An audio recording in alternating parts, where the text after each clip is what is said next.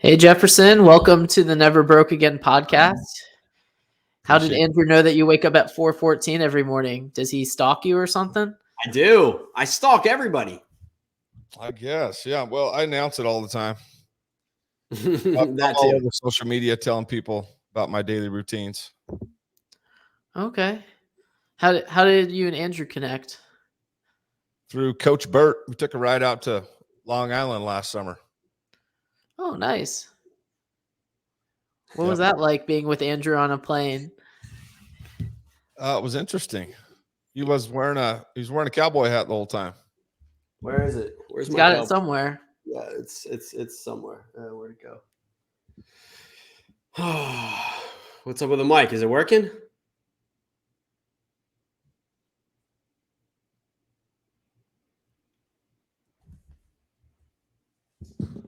Or we're gonna have to edit this now.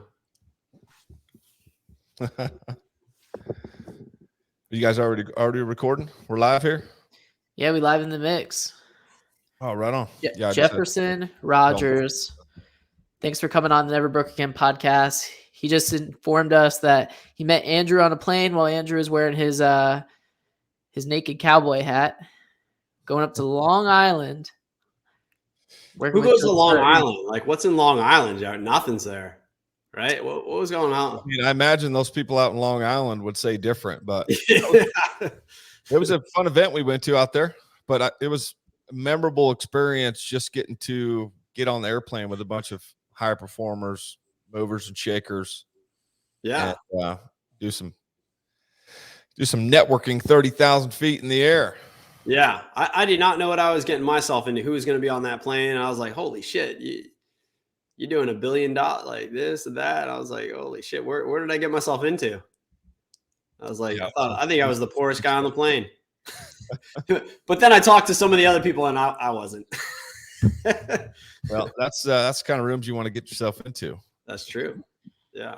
Being the one that knows the least, makes the least money. Yeah. Yeah. Inevitably, you level up to get to those other people's level. Yeah. That's the hope. That's so you run a window company in Utah? Yeah, Utah. JKR Windows in Utah, St. George, right? St. George, Utah. That's where my home base is. Yep. St. George, Utah.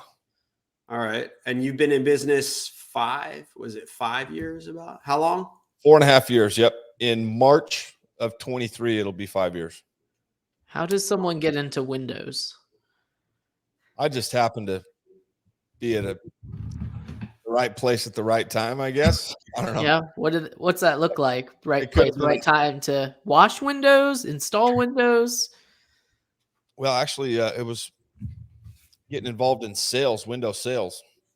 I was a mechanic at the time, working on diesels, and had a friend of mine that was he was a real estate investor. He had owned a financial services business doing investments and insurance, and he was really kind of wealthy from my perspective. And all of a sudden, he's selling windows.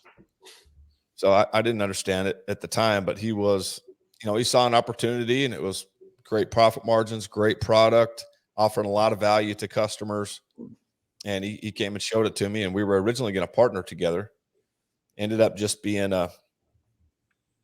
something where I got involved as a salesman for him and learned how to make a pretty significant income for myself compared to being a mechanic. And then 3 years working for him, I ended up starting my own business. And, just found some things inside of the replacement window business that I could really grow my brand and my leadership, communication, my income possibilities.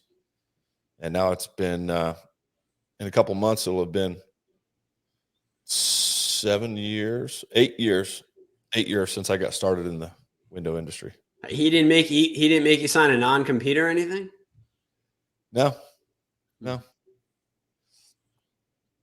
Well, we were working on diesel cars, diesel trucks. Diesel trucks. Yep. My uncle had a long haul, like a heavy equipment business, and I would work on the trucks.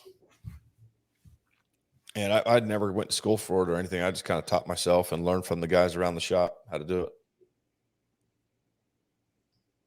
So from diesel trucks to Windows, how do you go from that? That's just like going from tennis to pickleball. Kind No, of. it's too similar. Not even close. No, it's too similar. No, I think it was one of the things I talk to people a lot about is you got to be flexible. And if you're living the kind of lifestyle that you don't see a whole lot of opportunity in, then you can't expect different results by doing the same thing. So I knew I didn't want to stay as a mechanic, and I was making pretty decent money compared to some other people that I knew, but it was still, 70 grand a year. I was working 70 hours a week. I was just miserable. And there wasn't a whole lot of opportunity. So I saw some opportunity in sales, and it was a huge shift. It was a very uncomfortable transition into sales, coming from a greasy, long-haired pothead with black underneath my fingernails. You had long hair? I used to, yeah. Oh, wow. Yeah, and I knew I wanted to do something different. So I put my head down and went and learned the sales game. And for 8 years now, I've been I wasn't always sober, but the first couple of years it was really difficult because I was also a pothead and kind of a recluse, not all that good at conversating with people.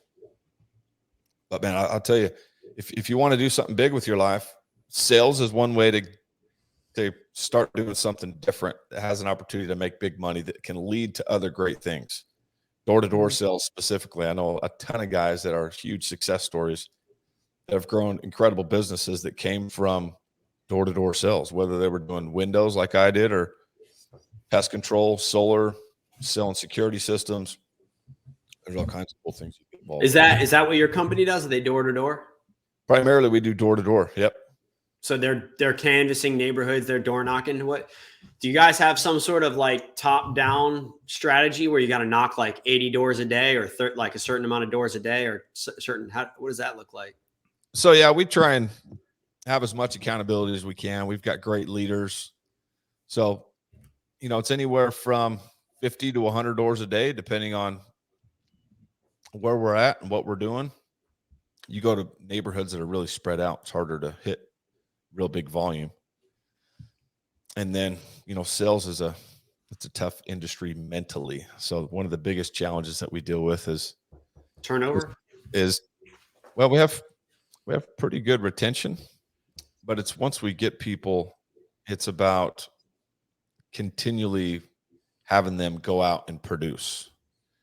We have really good success early on. Somebody comes in, they don't know a whole lot about anything about our industry. And we prefer it that way because they can come in and have a ton of success early if they follow the system.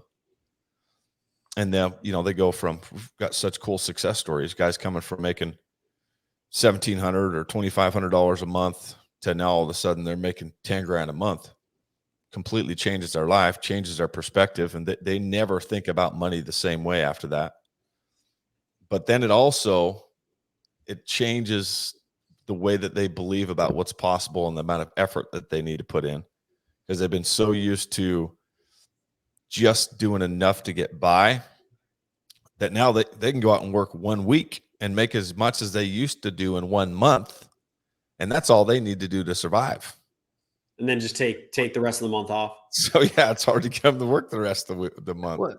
What happened that you had this realization that you need to stop working on these diesel cars, cut your hair, stop smoking weed? Like, did something just like click in your head, or did an event happen? Well, it was kind of a combination.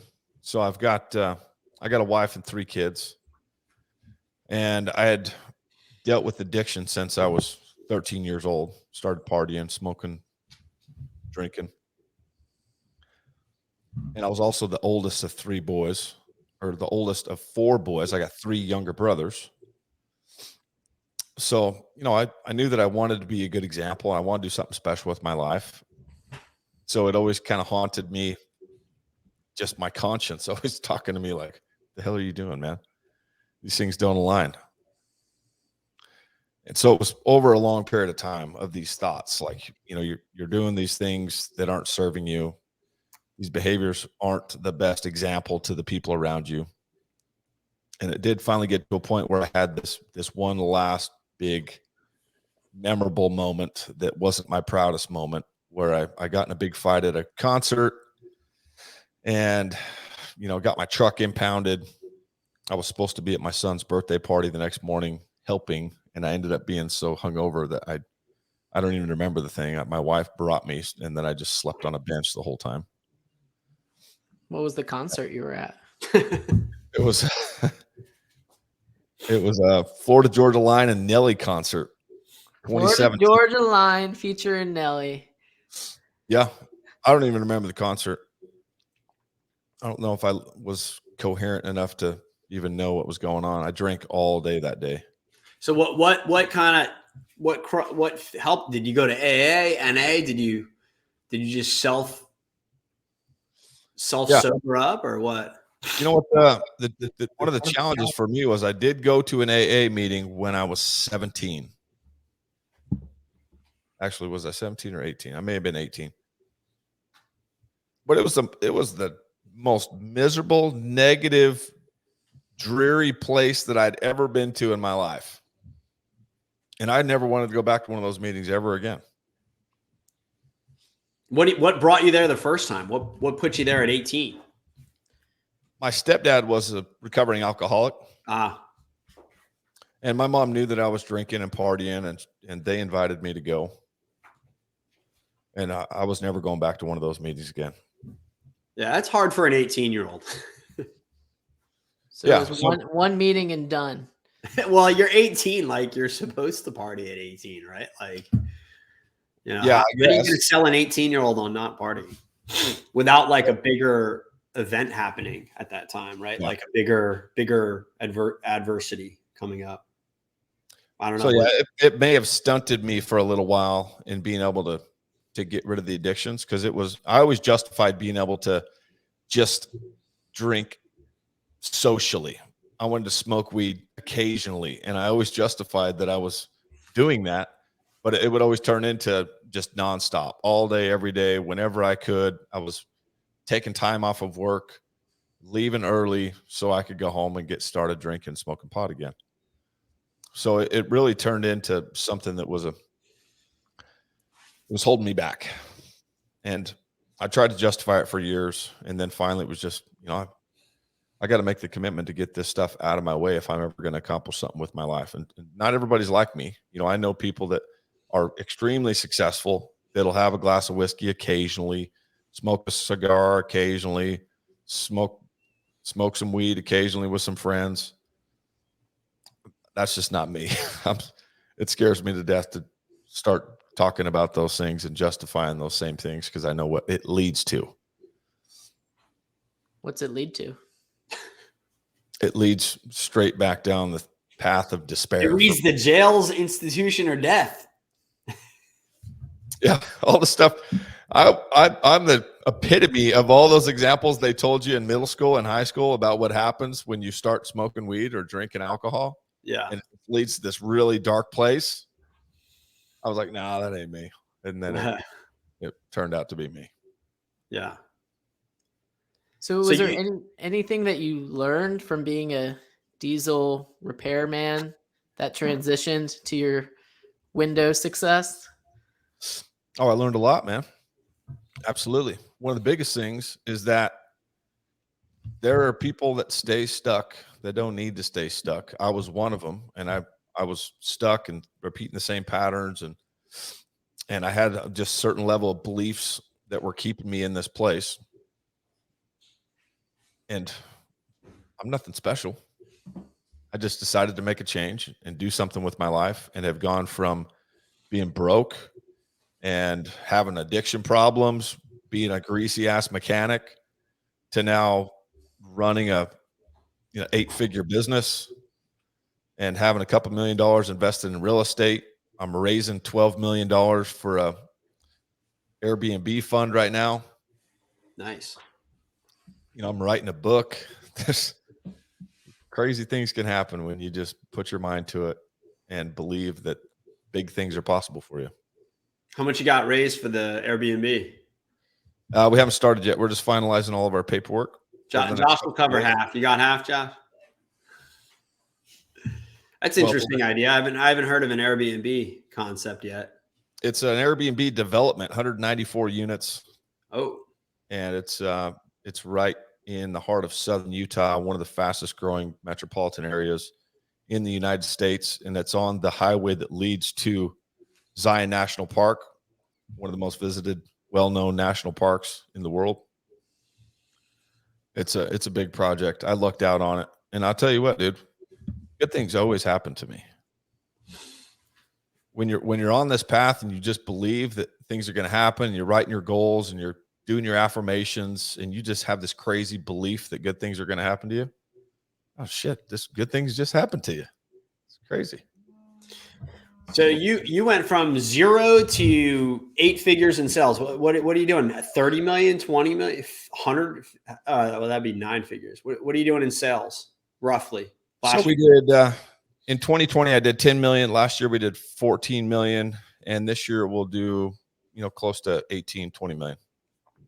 So you went from 0 to 20 million inside 5 years. What do you attribute? What is it like? What is your unique ability, as many would say, to sales? Because you went from mechanic to sales. So what did you do? Were you just persistent as heck, or you have a good line, good smile? I got some natural charisma. Charisma is important, right? When I first got involved with sales, I thought that it was easy and you could just go in there with a smile and some natural charisma and just sell. Yeah. And it works. It worked to a point. Wow. But I had to, what I realized over the first 3 years is that there was a lot of extra work that went into it. Keeping it simple was important. Having a system was important. And that's how I built my business, was all the mistakes that I learned in the first 3 years from the other company. And the struggles that I went through, the struggles that I watched other people go through, and our inability to really grow with that other company and bring people in and sustain them, is the things that I learned to apply to my business so we could grow. So it was a combination of a lot of mistakes that I watched and learned from the other company, and then developing myself as a leader and a communicator, and then having a great big vision for what I wanted to do with my company. One of the things that we were lacking, I think, with that other company was there wasn't a big vision for people to come and be a part of, and to have a huge opportunity for them to see themselves being here long term. So long term, right? Long term. How do you sell the long term? How does Jefferson Rogers sell the long term? Well, we've got you got some big goals for this company. We've gone from 0 to 20 million inside of 5 years. Okay. And our goal is to, over the next 6 years, to build this thing to a $200 million level, and to have an exit. And everybody that contributes to the building of this thing has a piece of that exit when we're. So you're passing out. Are you passing out equity to these people? So yeah, we have some shares in the company that we're working on divvying up between all the major players that helped us get this far. Yeah. Then you'll be able to earn shares in the company moving forward, depending on the executive level that you reach within the company, or the management level that you reach. Right. So not only are we paying people well, and we have incredible success stories along the way, but we've got this target in the future that could pay out a ridiculous amount of money to everybody. And we move on to other business ventures together. Is that why you left the other place? I think that had a lot to do with why I left, because I didn't see a big future, and I had a chip on my shoulder. I was supposed to be one of the partners in that other business, and I just ended up being a sales guy.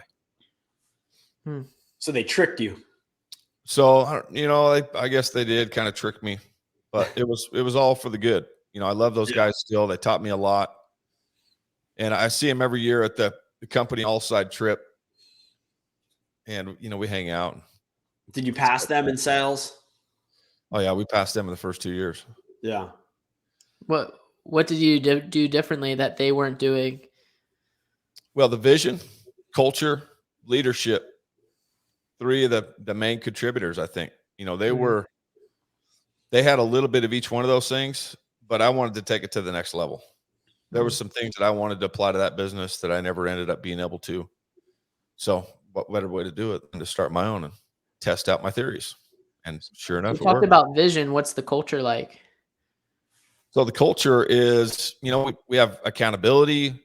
We do daily meetings, and we got good energy. We got success stories. So it creates this culture of winning, and people want to be a part of something that they can see themselves winning in also. Mm-hmm.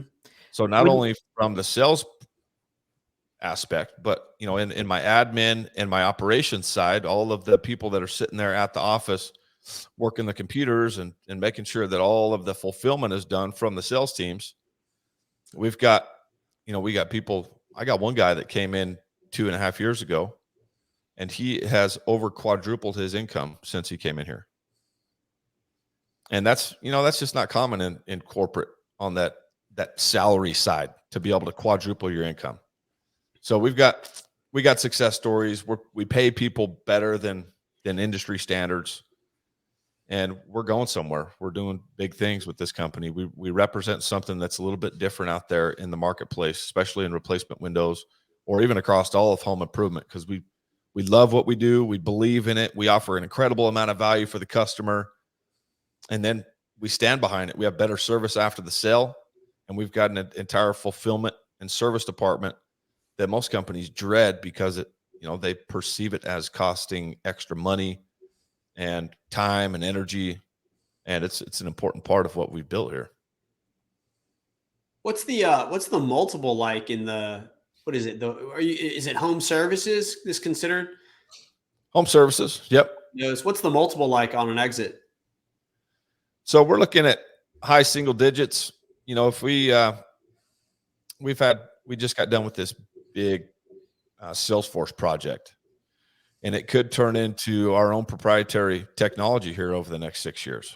And if we introduce a technology, then you're talking about, you know, much bigger multiples. Is it off the gross, or is it off the EBITDA, or is it off the? Did you look into that yet? Yeah, so it's off the EBITDA. Okay. And what kind of software is it you're developing? Is it that's proprietary? What is that? So it would be like a home services based CRM, and it's sales and marketing software, tracking, door knocking. You know, there's all kinds of things that we've built into this thing that it's all in Salesforce right now, which adds to the value of my company. But if we were to take all those same concepts and some of these ideas that we have for software that Salesforce right now isn't capable of, and we go and build it ourselves, the multiple just for the technology side is crazy. Want to bring it back a little bit. What was your first sale that you made after going on your own, Jefferson? Walk us through how you got it, what it was, because I'm sure that was one that sticks out in your head. You know what? The first one was, it was a friend of my dad's, and I'd been planting the seed for a little while, telling him I was starting my own business and needed to hold off just a little while longer until my business was ready. And he was building a cabin, kind of a house / cabin. He needed all new windows. So it wasn't really the same thing that we do primarily, which is replacement windows. But I still got him a great deal on windows, and it was the first sale that I ever got. It was April 6th, 2018. Yeah, you remember those, buddy. Yeah. So how did you form that relationship to get it from like dad's friend to getting him to say yes to you? Well, I don't think it was, you know, he wanted windows. He didn't know any other window guys, and he wanted good windows. So right place, right time kind of deal. Yeah. Well, Google who does windows, right? I believed in my windows and in my process and in the service after the sale that I was going to be able to offer him. And nobody else talks about replacement windows like I do.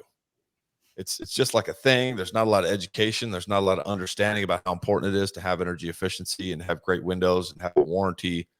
And I talk about all these things. So if somebody's serious about building their own house and they want some quality, that's a no-brainer. You got to go with me. Isn't there what are the windows? The best windows are like, isn't it Anderson and is it Colby or Corby or something like that? Or There's a handful of talking about where you're at. Pella and Pella. Pella, yep. Anderson and Pella are the two biggest ones that we run into out here on the West Coast. Oh, those. So do you have your own window or do you resell those? How does that work? And we actually use Allside. Allside, okay. It's a manufacturer that's been around since 1947. So it's a big company. They got great products, lifetime guarantee. And they're more focused on a smaller demographic than Anderson and Pella. Anderson and Pella are, they've been around since the early 1900s, and they got a broad spectrum of things that they can do. Everything from builder grade all the way to like $4,500 per window type of wood clad setups for $1 million homes. Right. And we just focus on a very specific little niche between $100,000 homes and about $800,000 that are focused on energy efficiency and a great cosmetic look for the home, comfortability. And the one thing that all those homes have in common between 100 and 800,000, no matter where you go in the United States, the contractors use the cheapest damn windows they can find when they're building these developments.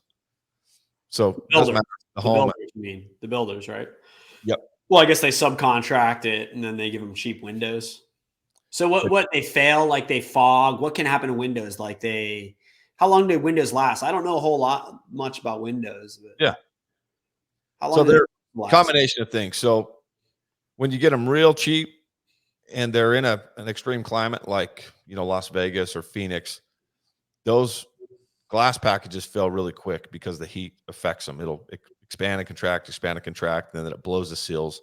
All the gas leaks out. Then you start to get the condensation build up between the windows and it looks terrible. But then also, even if they don't fail straight from the factory, as soon as you put them in the house, they leak and they're very thin. They meet the very minimum requirements they need on those homes to meet an energy quota. So they're the cheapest possible things that they can get their hands on. And our windows are insulated. They've got the best glass packages you can get with the 1/8-inch insulated glass and the lifetime guarantee on all the functionality and all of the insulating factors. So no matter what happens or where you live or how extreme the climate is, JKR Windows is going to stand behind those. And we've got, I got customers that call me from 7-8 years ago that I serviced with that other company that I still help out because I told them that, I'm going to be your guy. Yeah. You can get windows from a lot of places. Some of them are good. Some of them are not good. The one thing you're not going to get is somebody like me that you can call no matter how long it's been. I'm always going to take care of you. And I'm sticking to my word. So are you regional? Is it just within Utah? Can people hire you in Florida or how does that? So yeah, I've done windows in all over the place. We can do one-off stuff. They've got the cool thing about Allside is they have supply centers all over the United States. Right. We focus most of all of our attention in Nevada, Utah, Idaho, and Arizona. Idaho. Wow. And what's going on in those states in terms of growth? Just is it insane right now? Well, St. George, Utah is one of the fastest growing places in the United States. It's been in and out of the top 5 for the past 3 years. Boise, Idaho is another one of those. Phoenix, Arizona is another one that we just got our licensing over the last couple of months, so we're moving down into that area. We're actually doing a big trip down there for our quarterly kickoff for Q4 at the end of September. Yeah, the Western United States outside of California is all been growing because when everything went virtual and nobody had to really show up to work anymore, everybody was looking for nicer places to live, better communities, less crime. But did you explode during the pandemic because everybody's home? Oh, absolutely, dude. Right? Like everybody's sitting on their couch or working out of the house and they're like, you door knock now, they're not home, most of the time.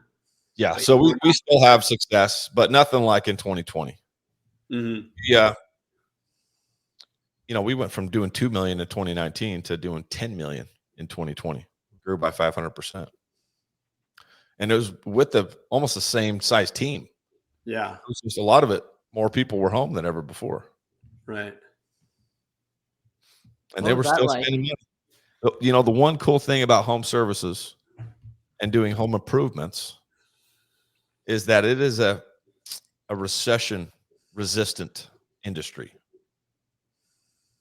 People still have homes. They still need to do upgrades.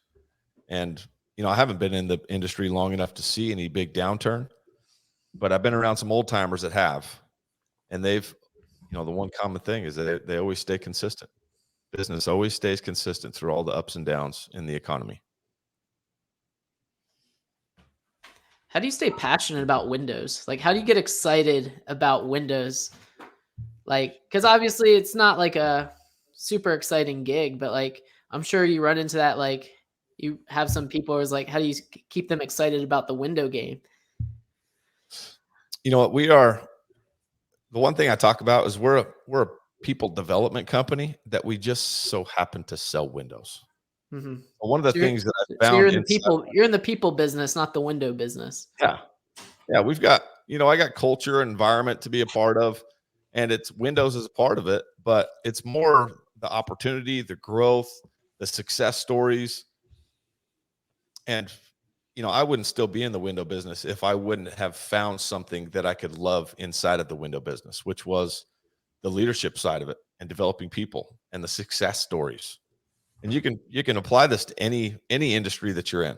If there's an opportunity in insurance, some people will find every excuse in the book why it doesn't make sense for them, even though some people make millions and millions of dollars selling insurance. I know a couple of guys that have gotten into insurance. I was involved in a financial services company, and I started out selling life insurance. And I was at that stage of my life. I made every excuse why this wasn't going to work for me, and I couldn't believe in it. And one of my very best friends from high school went on to make millions and millions of dollars with that company. I made excuses instead of making money. Do you feel like it's important to believe? Absolutely. Maybe that was a good thing you didn't do life insurance, because you wouldn't have been as successful as you are now in the window business. Oh, absolutely. Everything happens for a reason. I was also top of my class. I tested for the Las Vegas Fire Department. I was supposed to be a badass axe swinging firefighter. There you go. So what month would you be if you were a firefighter? January, April? Baby. February. Mr. February. Mr. February. Yep. Yes. For whatever reason, it wasn't supposed to happen. I literally, out of 650 people, scored top of my class, but because of a 4-month discrepancy on their weed limitations, I'd had a ticket in the past, and there was 4-month discrepancy, and they decided not to go with me. And then on the next testing class, they legalized it throughout all of Nevada, and it wasn't an issue after that.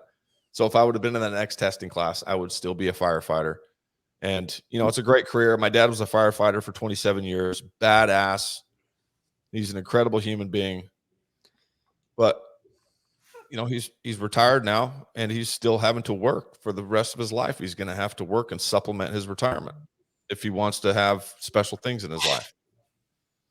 Mm-hmm.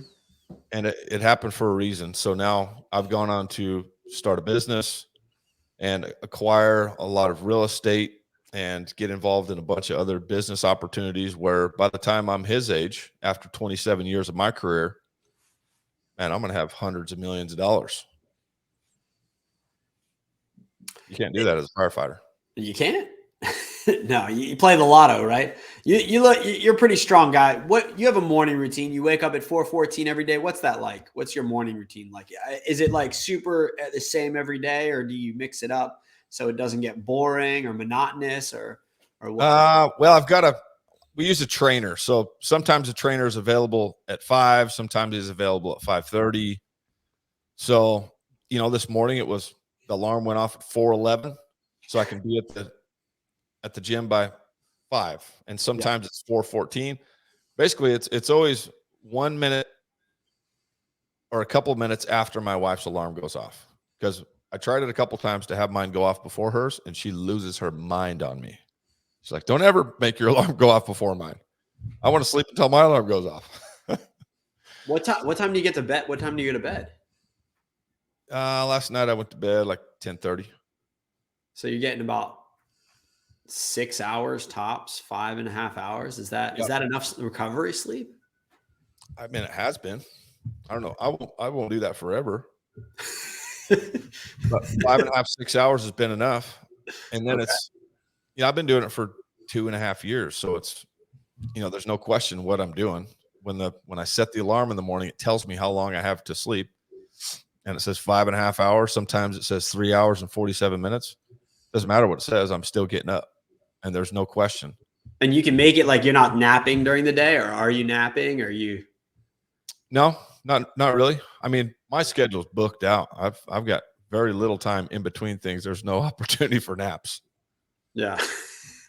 So, and then I've got I just take care of myself. I exercise. I eat good. I'm on the carnivore diet. Okay. And I drink lots of water. And I drink coffee occasionally. Now, when you were starting this business,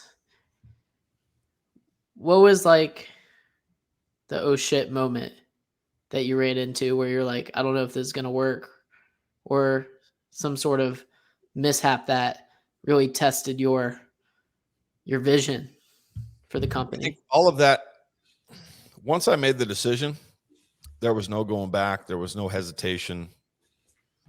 I was going to make it work. So you're all in. I was all in 100%. Before I went or off, death.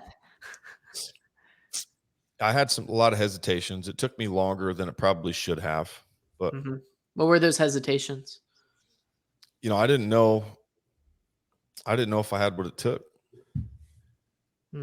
I'd watch these other guys that I looked up to build this business, and I knew that I had an opportunity to do it better, do it bigger, apply the things that I wanted to apply that never got applied. But I still, there's a lot of uncertainty without having ever done it. And luckily I had a very supportive wife. I had some mentors that encouraged me, and I asked lots of questions. And, I asked this one group if I could borrow some money. And How much? It was like 75 grand. 75 grand. What, start the business? Just to start the business. Yeah. I was asking it, do I need capital? What do you guys think? Were you going to give them equity or what? No, they were just going to, Did you get it? Did they give it to you? No. So I went to meet with them about it, and they said, absolutely, man. I could borrow you 150 grand if you want.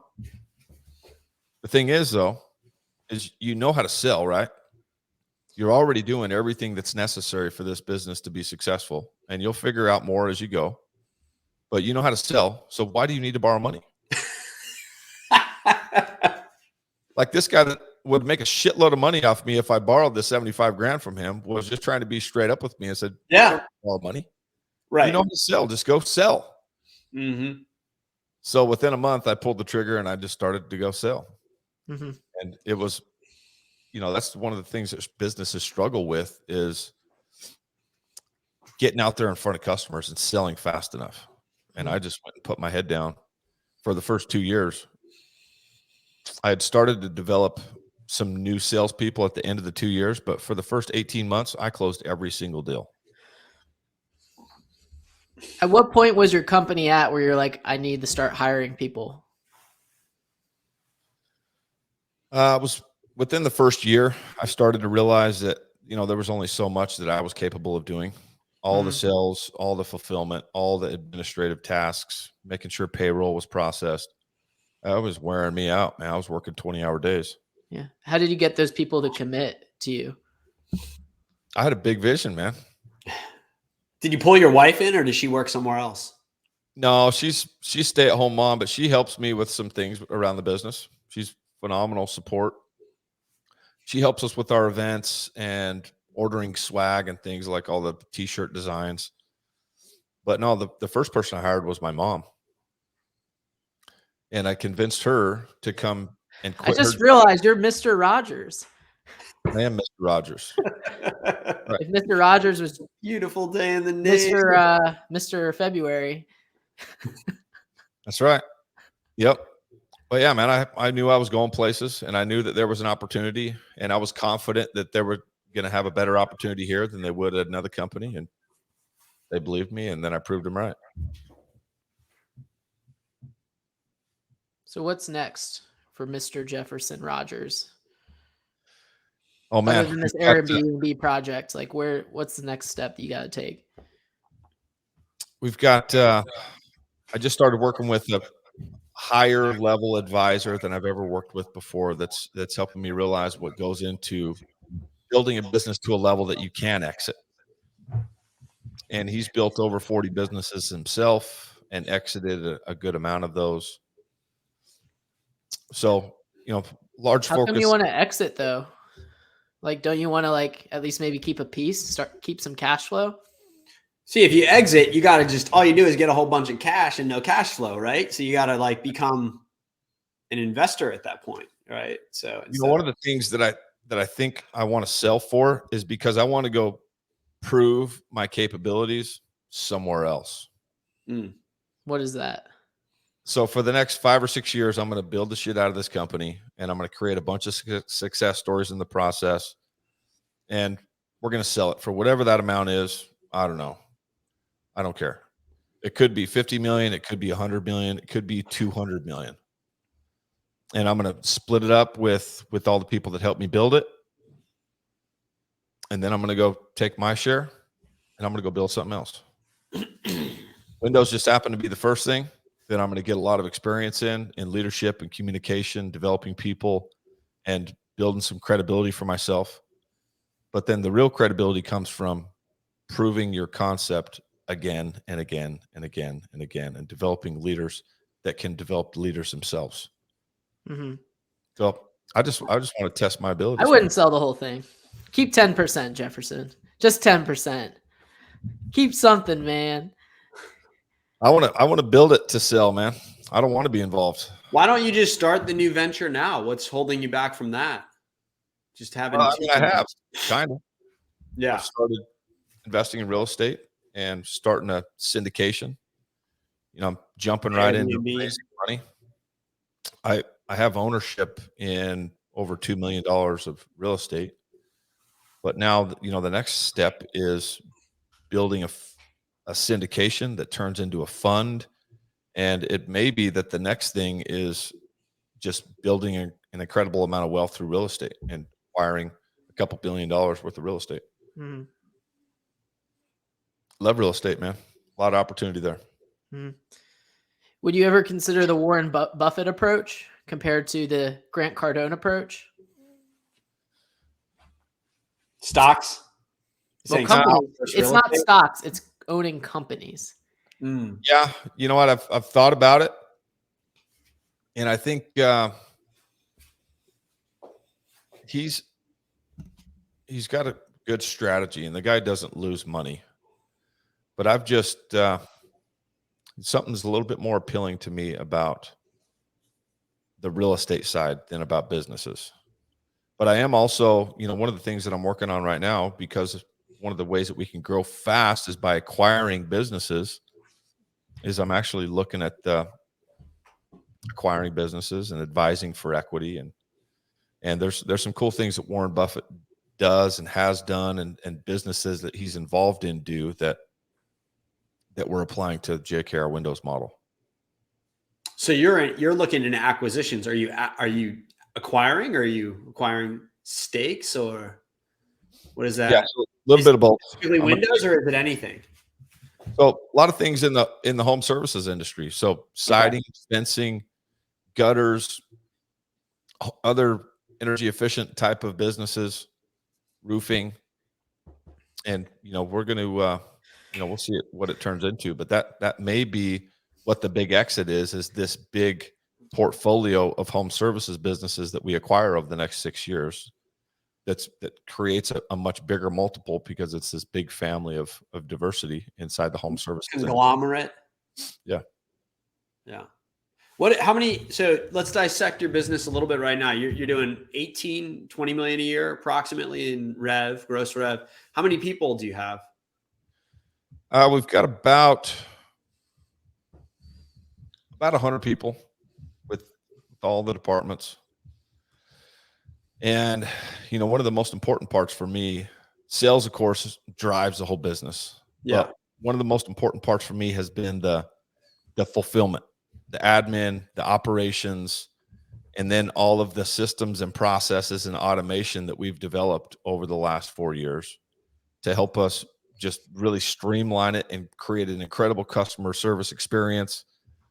And then, truly stand behind what we're telling people, which is, you're going to get a better customer experience than you've ever gotten anywhere that you've worked before with home services. I feel like you're giving me like this Mattress Mac vibe. Mattress Mac. Yeah, you know him? No, he's got like TV commercials or something. Yeah, kind of. Like he's been in he sells mattresses for a living. He's just well known. He's Mattress Mac. So yeah, I mean, get that. I just kind of get that vibe from you. I feel like Jefferson could be a rock star. Yeah, Jefferson Rogers is awesome, man. He's a big shot. He's like that name alone is like a $10 million name. There you go. Yep. At least blessed.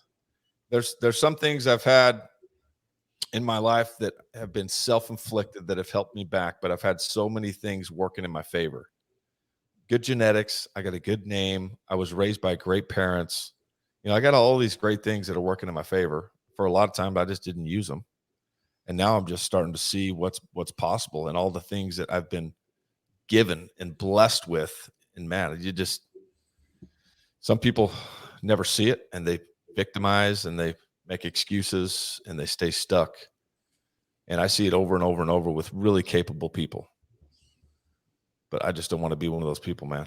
I want to take it and run and do everything that I can to reach my potential and provide a great quality of life for my family and acquire some serious wealth and enjoy it along the way. Yes. Stop and smell the roses. Well, it seems like you're already there in terms of wealth, but you want to take it from the 4th level to past the 10th level. And I'm sure you'll get there. And it's been a pleasure having you on the Never Broke Again podcast, sharing your secrets, how you went from a long-haired diesel mechanic to Jefferson Rogers window man. Yes, sir. Superhero. Appreciate you guys. All right. Thanks, Jefferson. Thank you. Absolutely.